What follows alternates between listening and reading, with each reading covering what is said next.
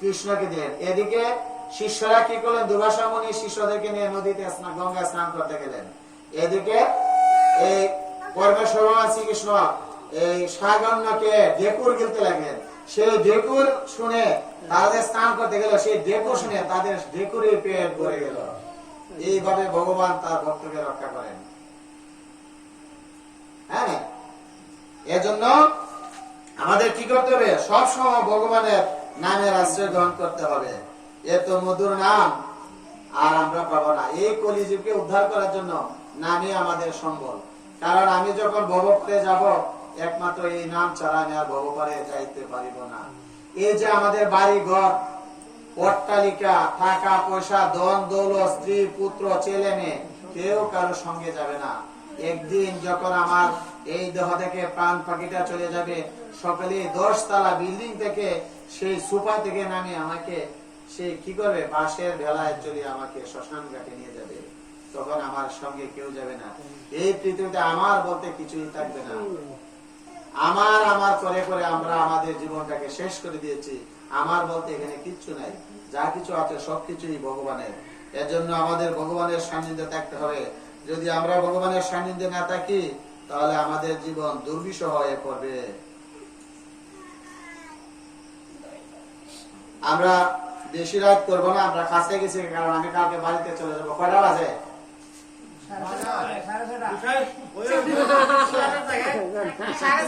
এই মধুর নাম আমাদের জন্য কলিযুগকে উদ্ধার করার জন্য নিয়ে আসছে। এই যে বললাম, এই বাড়ি ঘর স্ত্রী পুত্র আমরা যা কিছুই করে নি কেন, কেউ আমাদের সঙ্গে যাবে না। একা আসছি, আমাদেরকে একাই চলে যেতে হবে। হ্যাঁ, হ্যাঁ,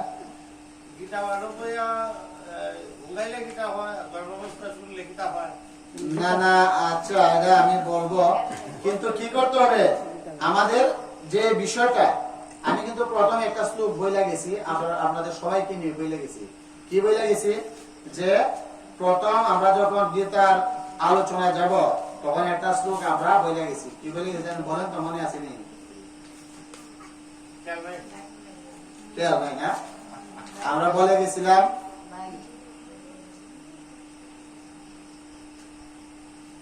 মুখং করতি বাচালং পঙ্গুম লঙ্ঘয়তে গিরিম, মুখং করতি পঙ্গুম লঙ্ঘয়তে গিরিম ইয়ৎ কৃপা তমেহ বন্দে পরমানন্দ মাধব।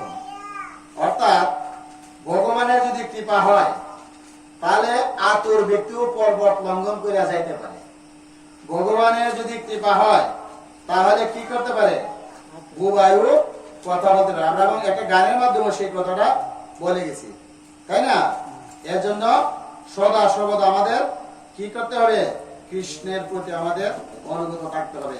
ভগবান ভগবদ্গীতার কৃষ্ণ শ্লোকে বলেছেন, অপি চেদ দুরাচার বজেতে মাম অনন্যবাদ সাধুরেব সমন্তব্য সম ব্যবসায়িতু মে ম। অর্থাৎ অতি দুরাচারী ব্যক্তি যদি অনন্য ভক্তি যুগে সহকারে আমাকে ভজনা করে, তাকে সাধু বলে মনে করবে, কারণ তার দৃঢ় সংকল্পে তিনি যথার্থ মার্গে অবস্থিত। কি বলছে বুঝছেন? কোন দুরাচারী ব্যক্তিও যদি ভগবানের শরণাগত হয়, ভগবান বলছে তুমি সাধু বলে তাকে জানবে। হ্যাঁ, তিনি যথার্থ মার্গে উপস্থিত থাকেন।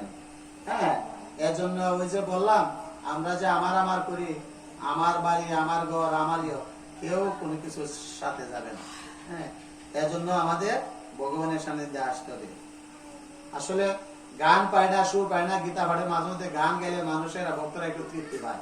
সুর নাই গাইতে না, যাই হোক আমি মাঝে মধ্যে গাইতাম হারমোনি, একজন আমার কাকটার সাথে একজন ফিট করছি, সবসময় একজন হারমোনি একজন কুল বাজায়। হ্যাঁ, যে আমি পাঠ করি, এরা দুইজন আমার সাথে থাকে, তখন আমার তালটা ঠিক থাকে। হ্যাঁ, এই যে অনেকটা গান ছিল, কিন্তু আমি গানটা গাইতে পারিনি। এই যে আমরা এই সংসার করছি, এত বিল্ডিং বাড়ি করছি, কেউ সঙ্গে যাবে না। এই পৃথিবী যে মন আছে তেমনি ঠিক রবে, সুন্দর পৃথিবী ছেড়ে একদিন চলে যেতে হবে রে মন, চলে যেতে হবে। এই পৃথিবী যেমন আছে তেমনি ঠিক রবে, সুন্দর পৃথিবী ছেড়ে একদিন চলে যেতে হবে।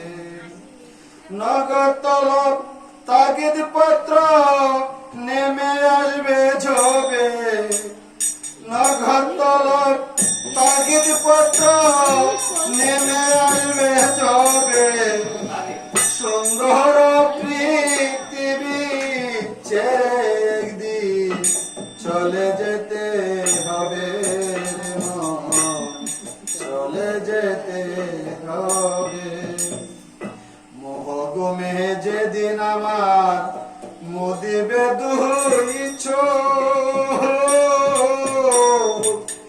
পরপড়শি প্রতিবেশী পাবে কিছু সুখ। আমি যে পৃথিবীর লোক ভুলে যাবে সবে, আমি যে পৃথিবীর লোক ভুলে যাবে সবে, সুন্দর পৃথিবী ছেড়ে একদিন চলে যেতে হবে রে মন, চলে যেতে হবে। যত বড় হোক না কেন রাজা জমিদার, পাকা বাড়ি চুরি গাড়ি গড়ি ট্রানজিস্টার, থাকবে না কোনো অধিকার এই বিষয়ের উপরে, আমার থাকবে না কোনো অধিকার এই বিষয়ে